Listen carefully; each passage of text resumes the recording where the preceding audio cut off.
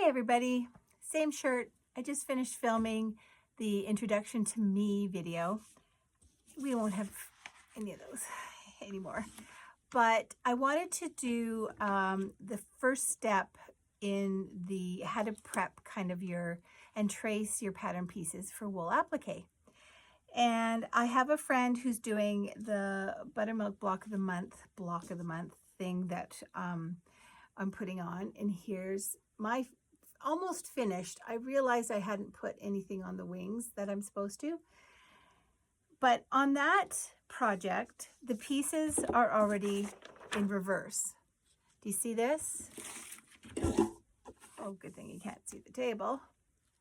Do you see which way the chickie's going? And so when a pattern's already in reverse, you want to use heat and bond or a fusible adhesive for the back of your wool pieces. You would trace these the same way as I'm going to trace this pattern that I'm going to start. This is a new pattern I just got in called Storybrooke Lane by Threads That Bind. Isn't it cute? And this pattern has not been reversed.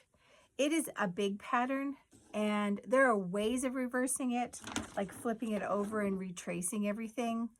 But in this case, I'm going to use freezer paper, and I'll show you how I did it. I have traced most of these pieces except for the scallops around the edge, but I'm going to show you just kind of some tips and tricks. I like to, you'll see on this one, upside down, my little letters, that is colors. So when I trace onto my fusible, I like to keep my same colors together so that maybe I don't have to cut out each individual piece and set it on my wool. That's fine. But I could put all the pinks together to fit on the piece that it calls for in the pattern. This time, I've kind of done that. The big flower pieces, there's some different colored purple dots here. Oh, I should have taken it out of the plastic. There's darker purple and lighter purple. So I've kept them together on the pattern piece that I have traced. I've labeled them on my big pattern A and B, and I've traced them together. So I'm just gonna turn this down so you don't see me, but you see my pattern. I'm sorry if it makes noise. Okay, so here is the A's and B's, the different, and this is how I put them together here. So I've traced all my A's together, and I've traced all my B's together. That's just a me thing. If you want to trace each individual thing, knock yourself out. There's also these blobby flowers. I've numbered those. This one's my number 5. So then I've put it on my pattern piece number 5. What I've also done is these X's in the middle, I've numbered them number 5 too, because they're not all the same. They're all the same. I'm going to use all the same wool color. Let me take that out of the plastic. But you don't have to. But this way, when I go to put it on the wool, I've got them all lined up. So I just basically need a piece of wool this big.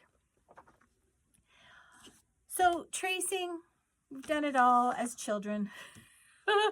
Like I said, I like to label some things if there's more than one of something, but they're different. Does that make any sense?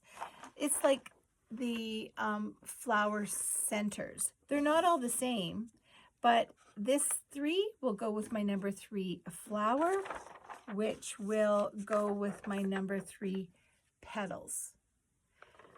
When you are tracing onto freezer paper or fusible web, give yourself, if they're not the same color, give yourself some space in between, because when you cut these out, If it was an individual thing like, say this door, there's only one of these doors, I kind of squish these a little bit together. These two roofs will be the same color, but you're not going to cut out on the line. I'm going to show you something else, another kind of, do you see the chick? This little chick will go under the nest. The chick wool will extend under the nest. It doesn't tell you here. A lot of patterns, it will show a little dotted line, so I just do that myself. I hope you can see. I'll line it up. So this is where the solid line is on the pattern, but I've extended it with some dotted kind of lines so that I know when, after I've cut this out, see, I didn't give myself a lot of space. And then I press the freezer paper onto the front of my wool because I want my little ducky to go this way. I will know then to extend my cutting down onto that dotted line. Did that make sense? I hope it made sense. Did that with the house. You don't have to with the nest. I did it with the rabbit because the rabbit will go under that scallop. You can kind of see it there. It'll go underneath that scallop. And the reason you do that is when you are going to be stitching them together, you won't have those two raw edges that you're fighting with. Trust me, it'll be so much nicer. All of these, like this stem, will extend past and into that scallop, underneath that scallop. All of these will. I did kind of mark dotted lines on there so that I know to extend them down. Yeah, so trace, giving yourself space around to cut out because you will not cut this or your fusible web on your trace lines. You will not. You give yourself some space around and cut from there. Let me show you. I'll go grab some scissors.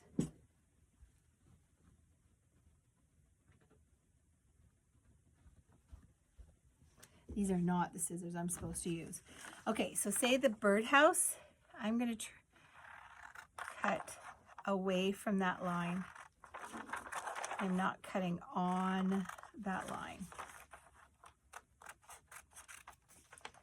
When that birdhouse is the shiny side, when that is fused onto my wool, I will then cut on the line. This is acting as my template piece. Yeah, so that's how you trace and that's how you fuse. Because this freezer paper is going to come off of your wool, don't press it on like you need it to stay there forever and a day. I've done that, and then it's hard, and wool is a looser weave than fabric, so you might pull and distort your wool. So just as long as it's on there, you know, and stays on there long enough for you to cut out your pieces, that's all you need that freezer paper for. Of course, fusible is different, right? This piece, because it's huge, I had some sheets. I didn't use these sheets. I had some older sheets of Kim Deal freezer paper that I used. But I also sell the roll. And that might have been a better idea for this long, big piece. How I'm going to do this, how I'm cutting out the background, that'll be on a roll of freezer paper cut in half. I'll show you that next time. But for now, you don't need to know that, Shelley, to do your buttermilk basin one. You just need to, so ducky, you will extend ducky down underneath your umbrella when you cut it out, when you trace it. You'll extend your umbrella leaf. You'll extend this little green leaf and this green leaf. You will extend this butterfly wing.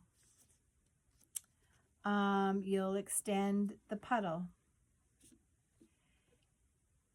This I would make,